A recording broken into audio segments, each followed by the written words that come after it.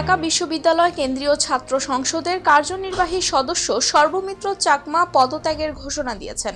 সোমবার দুপুরে নিজের ফেসবুক পেজে দেয়া এক স্ট্যাটাসে তিনি এ সিদ্ধান্তের কথা জানান।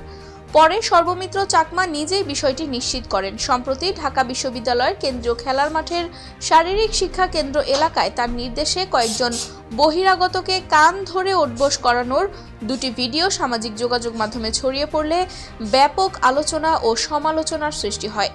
ওই ঘটনার প্রেক্ষিতেই তিনি পদত্যাগের সিদ্ধান্ত নিয়েছেন। সর্বমিত্র চাকমা বলেন, ঢাকা বিশ্ববিদ্যালয়ের শিক্ষার্থীরা তাকে অনেক প্রত্যাশা নিয়ে নির্বাচিত করেছিলেন। শুরু থেকেই ক্যাম্পাসকে নিরাপদ করতে রেজিস্টার্ড রিকশা চালু করা সহ নানা প্রস্তাব তিনি প্রশাসনের কাছে দিয়েছেন।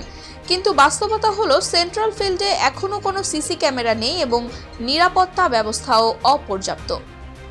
Mehjabin Khanam, news 21, news desk.